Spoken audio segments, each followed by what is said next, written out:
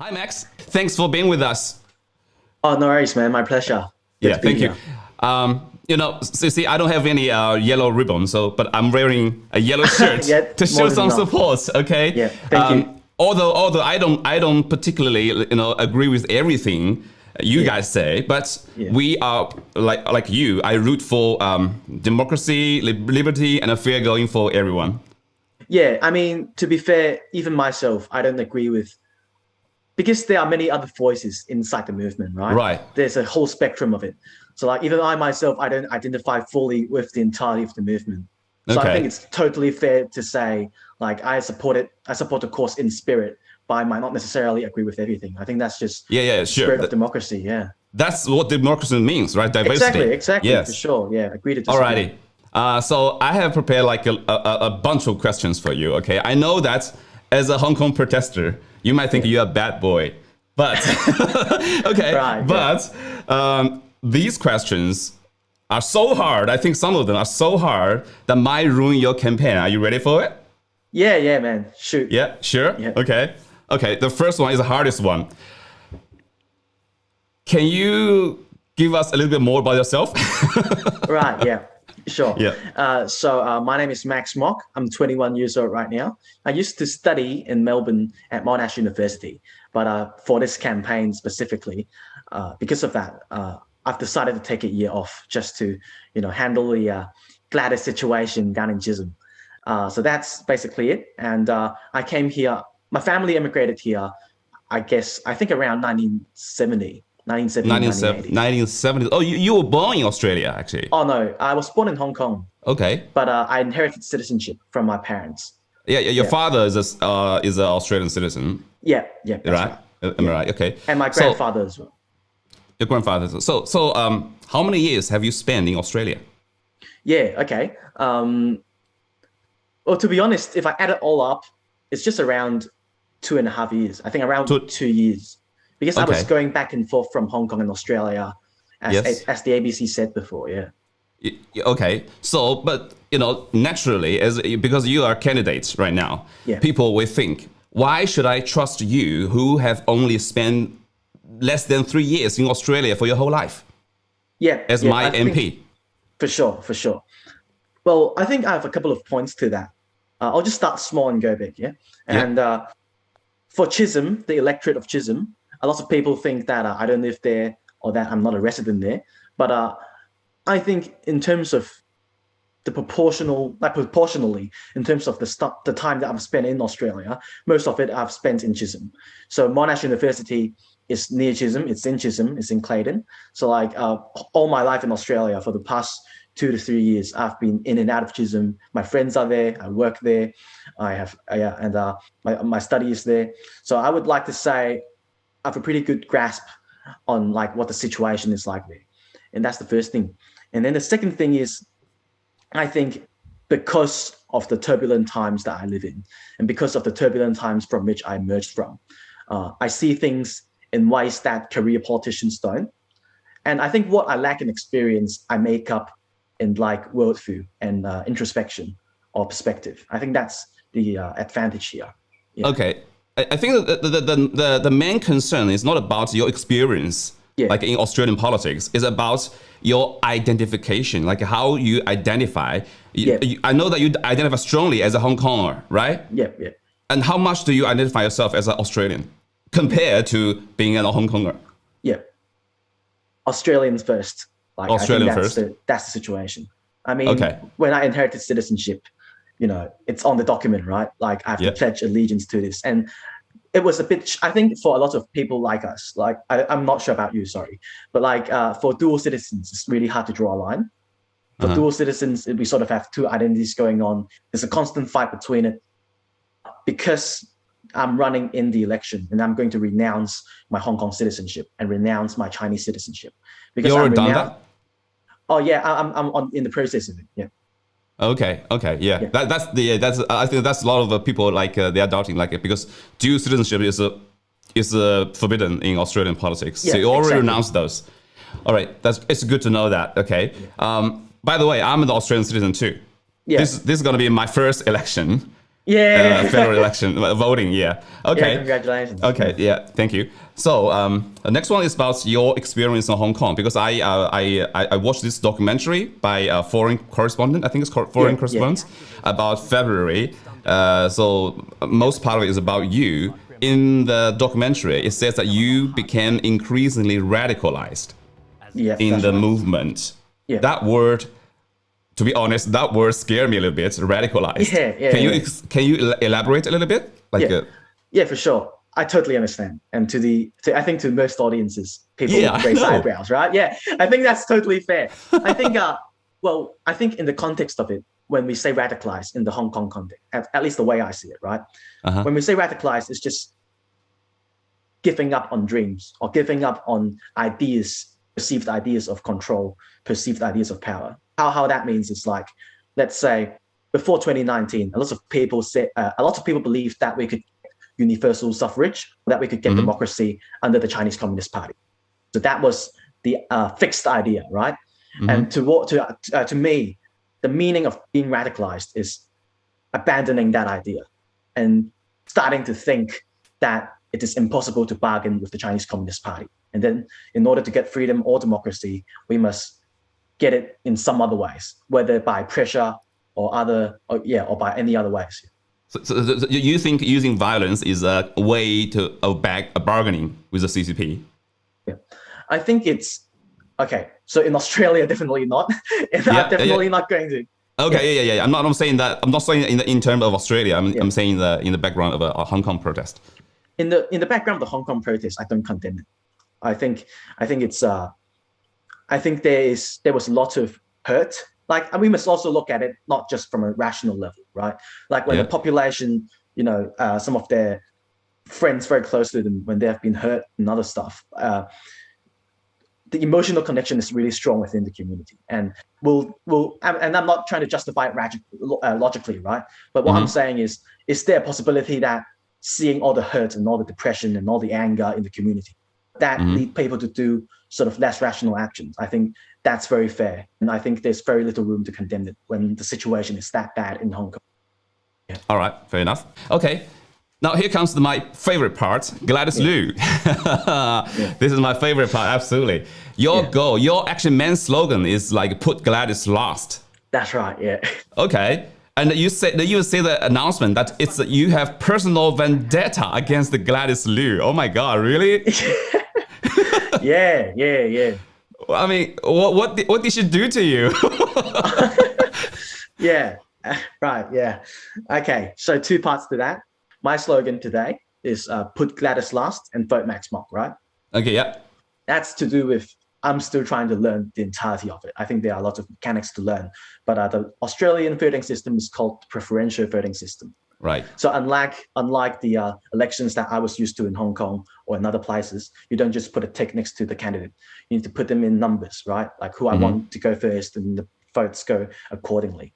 So like the reason why there are two parts to the slogan is because, or why vote Max Mok is in the second part, is because my first priority is getting people to put Gladys last. So if you don't, so basically my message is that it's fine if you don't agree with my political message, but if I can convince you that you see a problem in Gladys and you think Gladys should not be in Parliament, if you share the same view as me, then you should do the first part of the slogan and put Gladys in the last part of the preferences, so that she cannot win those votes and she cannot get into Parliament. So getting Gladys out of Parliament is always the first priority. Getting me voted in, that's only what comes with a campaign, So, but necessarily, I don't. My main focus is not to get everybody to agree with my politics, because in Australian politics, the left-right divide, there are lots of issues that we can disagree on. So I think that's not my main priority. The main priority is, if you think that Australia should be free of foreign interference, then you should put Gladys last and kick her out. So that's to you, Gladys Liu is like the name card of foreign interference from CCP. Yeah, I think so. Okay. So like, please. Yeah, I'll just elaborate a bit on it. Obviously, that's not the only case. Like even on the news, right? Sometimes we read some billionaires putting money into elections. That's exactly what I'm gonna ask. Why Gladys Liu? So I think you put it really well. Gladys is not the only case, and in Labour, Liberal, Greens, any big party anywhere in Australian democracy, there is situations of Chinese infiltration going on. Well, I don't want to use that. United Front infiltration going on. Yeah, I think that's the more correct term. But given that, Gladys Liu is the biggest case of it. It's the most blatant case of it. There are other like Sam Destiari before that also got kicked out because of Chinese United Front ties. And then there are other people in Labour right now, or in the Liberals right now, or in the Greens right now, that have suspected ties with the CCP. That said, those are, well, they are either good at hiding it or they haven't been publicized yet. But I think we should always start with the biggest or the most blatant example first to make an example. You think she is the most obvious? You use the word blatant, like it's so bold, obvious. Yeah, exactly. It's like right there. I think it's making an example out of Gladys Liu. I think that's the best part. Yeah. Okay, that is actually that's actually the part that I'm very curious about. Yeah. You know, Gladys Liu, actually 2 years ago, I made 3 videos about Gladys Liu, okay? How she was grilled on TV, Australian TV by, I think it's, what's the guy's name? Andrew Bolt? Andrew Bolt? Yeah, that's right. Sky News. By the guy. So yeah, she did screw up a lot. Okay. Yeah. But after that, Scott Morrison, Prime Minister of Australia, defended her relentlessly. He even said that. No, I quote: "The criticism of the MP, which is Gladys Liu, was rationally motivated."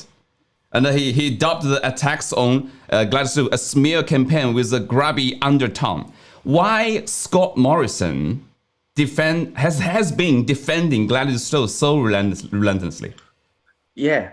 Okay. So there are a couple of different reasons, but this is just my speculation and my information. Yeah.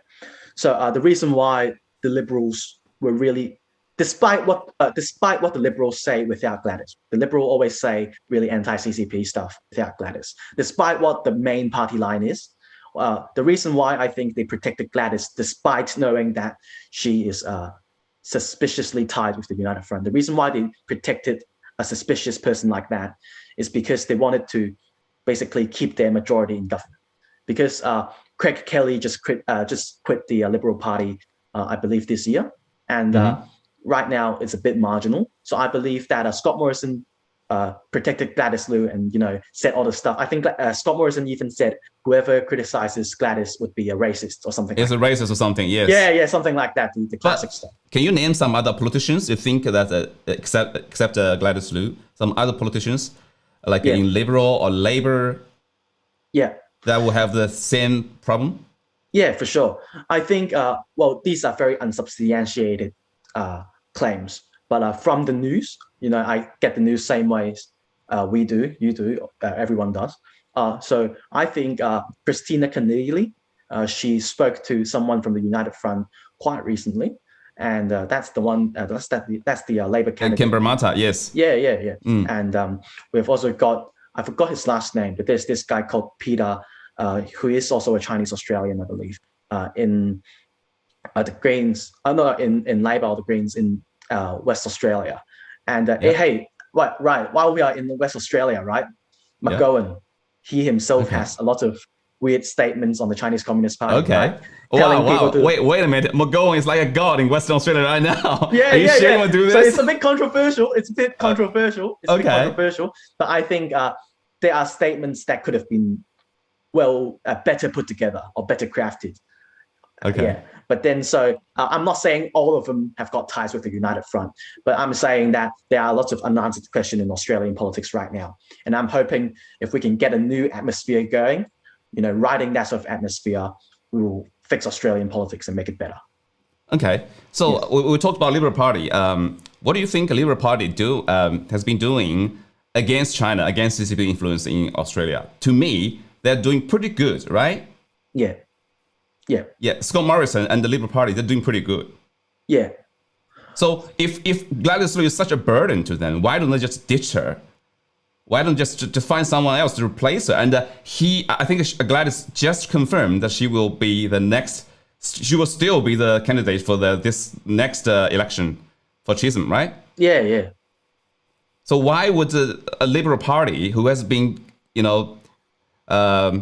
standing up to China, to CCP, don't consider at all like ditching Gladys Liu? Right, yeah. If it's so blatant, it just counter logic, you know what I mean? Yeah, so I think there are two reasons. The first reason is, well, I think everybody knows this, but never trust politicians, right? Probably not even me, what they say publicly, what they do publicly, and how they manage their own sort of self-interests. That's another thing. They say all the right things. Liberals have done a lot anti-CCP stuff, but they also did, Port Darwin. They're not doing anything about that. And then they were even quite related to the selling of Port Darwin and other infrastructures to CCP affiliated businesses. So like what they do and what material interest relates to, that's always two things, right? So I don't think they're just being classic politicians. They're just being themselves, right? To protect their own voter base, their own member base within Parliament. I think that's why.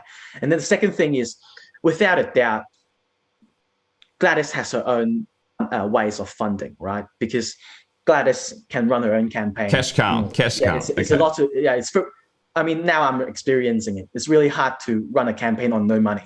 Yeah. We are relying on crowdsourcing and crowdfunding and like that.